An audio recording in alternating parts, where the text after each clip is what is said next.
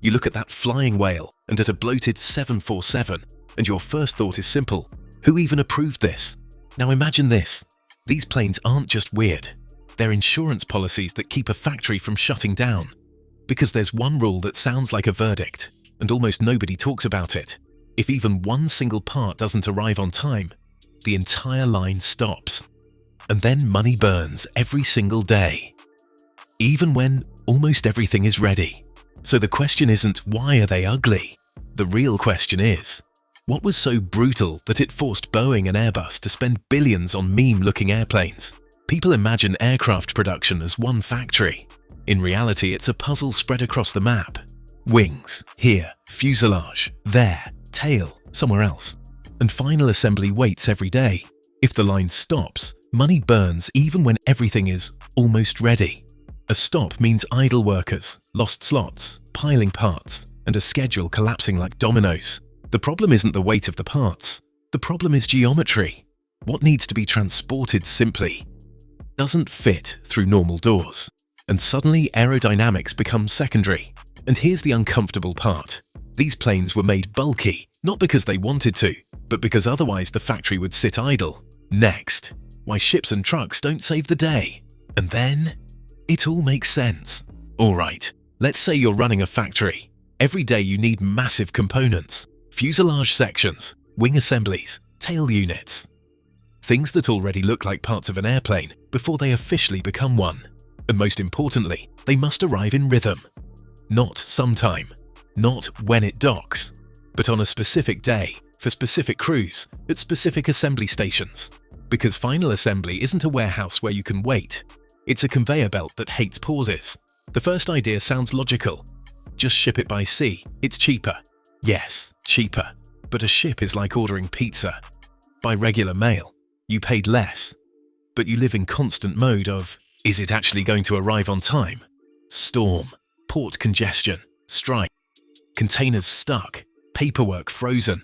And even if everything goes perfectly, time itself kills the tempo. You can't build an hourly production schedule when your logistics are measured in weeks. Worse, every transfer adds risk. You're not moving a box. You're moving a precision part that later must align perfectly with other parts. One hit, one twist, one micro crack. And you don't get a delay. You get rework. And rework in aircraft production is like reshooting half a movie because the actor suddenly wore a different sweater. Fine. Second idea, move it by truck. And then reality grabs a map, looks at the size of a wing, and laughs. Roads aren't open fields. Roads have bridges. Bridges have limits. There are tunnels, turns, wires, signs, roundabouts that look innocent, until you try to drag something the length of a building through them. Transporting large aircraft parts by land isn't just a truck driving. It's a special operation. Permits, route planning, escorts, night windows, road closures. At some point you realize you're not a logistics manager. You're directing a highway drama series. And still, one accident ahead, one road repair, one sorry, not allowed today. And your rhythm breaks. Okay, third idea. Why not use a regular cargo plane? And here's where the real wall appears. It's not about engine power. It's not about payload weight. It's about the door. Aircraft parts aren't heavy. They're awkward. They look like they were designed specifically not to fit inside a rectangle. Long, curved, wide. And they don't like side cargo doors. They want to go straight in, without being bent by logistics. And this is where your brain clicks. In aircraft manufacturing, the key word isn't tons. The key word is volume. You don't just need to lift the load, you need to fit it inside the airplane without scraping, jamming, or performing circus tricks during loading. That's why these planes look pregnant. They're the answer to a humiliating problem. The wing doesn't fit in a normal airplane. So manufacturers do something that sounds absurd, but works. They build the airplane around the cargo, not around beauty, not around passengers, not around how good it looks in the sky, but around what needs to go inside, quickly, safely, and regularly. And now the question sounds different. Not why are they ugly, but why is it cheaper for Boeing and Airbus to build their own monsters than to rely on normal transport? Okay, you already understand the core issue. The problem isn't weight, it's shape and production rhythm. But now comes the most popular comment section advice, written with full confidence. Just rent a big cargo plane. There are aircraft that carry tanks. Why build your own monsters? On paper, it sounds perfect. Why spend billions if you can just hire someone who already moves oversized cargo? It's like saying, why buy a car if taxis exist? The problem is, this isn't a taxi. This is the heart of production. And when your assembly line depends on rented luck, you're playing a game where one delay costs more than the entire flight. Picture final assembly. It's not a room where planes are put together. It's a living system that runs like a clock. People, tools, positions, inspections, small component deliveries. Everything is scheduled. If a major section doesn't arrive today, you can't just attach something else for now. Processes are interlocked. You either follow the plan or you trigger a domino effect. Here's the key phrase. Manufacturing hates uncertainty. So renting isn't about money. It's about control. Because a rented heavy transport aircraft always comes with questions. Will it be available exactly when needed? What if it's reassigned to a more urgent mission? What if it breaks down? What about weather, airport slots, permits? What if the global situation suddenly changes?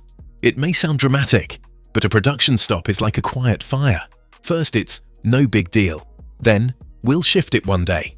Then 2 days. And suddenly you have paid staff standing still because one critical part is missing. Meanwhile, other finished components are waiting nearby, but can't be installed because the sequence matters. There's another hidden factor, tempo. Aircraft production isn't just about quantity, it's about rhythm. If you build one plane today, one tomorrow, one the next day, your supply chain, inspections, and workforce stay stable. If you build 0 today, 2 tomorrow, 0 again the next. That's not we'll catch up, that's we're breaking the system. Inspections aren't elastic, people aren't elastic, quality hates rush, and rush is the fastest road to problems that show up in testing, or worse, after delivery. So Boeing and Airbus see it this way. They don't need a big plane once a month. They need their own pipeline for giant parts. Like a bloodstream. You don't rent a heart on Tuesdays and Thursdays. It's either yours and beating constantly, or the system risks stopping at the worst moment. Now, why do these aircraft look so strange? Why can't they look like a normal freighter, just bigger? Because a normal freighter is built for boxes. Standard cargo, logical shapes.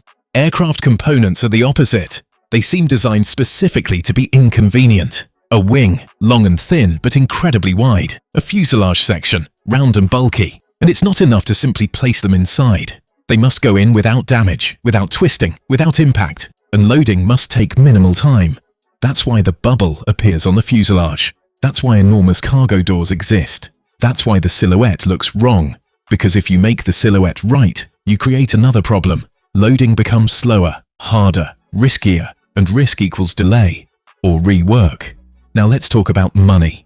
Why does the bill easily climb to something like $3 billion? Because you're not buying one airplane, you're buying an ecosystem. You need specialized crews trained for non-standard cargo. You need procedures, you need maintenance programs, you need airport infrastructure, loading points, equipment, movement routes, safety rules. You need spare parts, and you need redundancy. Because if one aircraft goes into maintenance, your pipeline cannot stop. And here comes the real pattern interrupt. The thing most people don't feel. These planes don't make money directly.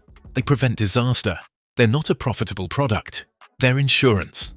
Insurance against the scariest thing in the industry. Final assembly sitting still, waiting for a part to arrive from somewhere out there. So yes, they can look ridiculous. But their job isn't to be liked. Their job is to make sure a plane rolls out of the factory again tomorrow. Now imagine you're the executive. You've got 2 options in front of you. 1, do it like everyone else. Ships, roads, rentals. And pray the schedule doesn't crack. 2, build our own monsters and control the rhythm. In aviation, the winner isn't the one who's prettier. The winner is the one whose system is more reliable. Here's the best part. The ugliness of these aircraft isn't a side effect. It's the feature. Like a work jumpsuit. It's not designed to be fashionable. It's designed to survive dirty work every day. Look at how normal aircraft design thinks. A passenger jet is aerodynamics, fuel burn, noise, comfort, balance. A freighter is floor strength, rollers, pallets, side doors, standardized containers. Everything revolves around rectangular boxes. Now look at what Boeing and Airbus need to move. Not boxes, not pallets, parts that look like an unfinished airplane. And that's where the rule that changes everything appears. You build the airplane around the cargo. not the cargo around the airplane. That's why the fuselage becomes bulky. You need volume, not just payload. It's the difference between a suitcase and a vacuum bag for a blanket. The blanket isn't heavy, but without space, you can't do anything. Next, doors. For a normal freighter, side doors are fine because the cargo is standardized. But aircraft parts are often long and awkward. If you drag them in from the side, you risk scraping, twisting, or bumping them. And every contact isn't just a scratch. It can become a fitment issue later, or even trigger rework. So a different logic takes over: the straightest possible loading path, minimum maneuvering, minimum chances to drop apart, minimum time, because the longer you load, the bigger the window for mistakes, and the higher the chance the next stage gets thrown off. And here's another interrupt. People think these planes became weird because it just happened. No, they were made weird because it's cheaper than changing the entire production system. It sounds paradoxical, but think about what moving the factory or rebuilding the entire chain around one city actually means. Years, politics, contracts, hiring, money, risk. And after all that, you're still betting it works without losses. So the real solution looks like this. Don't break the world map. Build an airplane that uses the world map. It's like living in a city with terrible roads you can't fix. You buy an off-road vehicle. It's not pretty, but it goes where a sedan simply dies. And the most important thing, these planes exist not for spectacular flights. They exist for routine, for repeatability, for turning the delivery of giant parts into something as normal as office coffee arriving every morning. That's why they look almost funny, because they're a product of logistics. And logistics is always a little ugly. It's not about form. It's about making sure that tomorrow at 9 AM, the required part is exactly where it needs to be. And now you can honestly say the main point. These planes are ugly exactly as much as reality forced them to be. Because when you build a machine not for passengers, not for comfort, and not even for standard freight, you stop playing the beautiful game. You play the does it work or not game.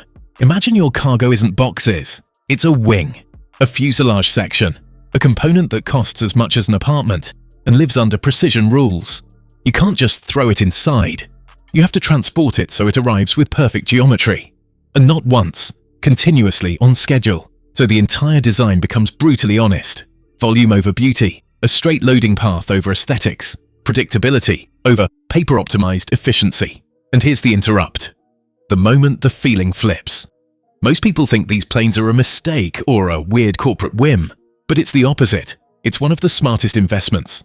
Because they aren't buying metal and wings. They're buying the ability to say, our system won't depend on someone else's queues, someone else's ports, someone else's routes, and someone else's maybe tomorrow. In reality, these are airplanes that don't just carry parts, they carry stability. And now the number in your head sounds different. $3 billion isn't for ugly planes.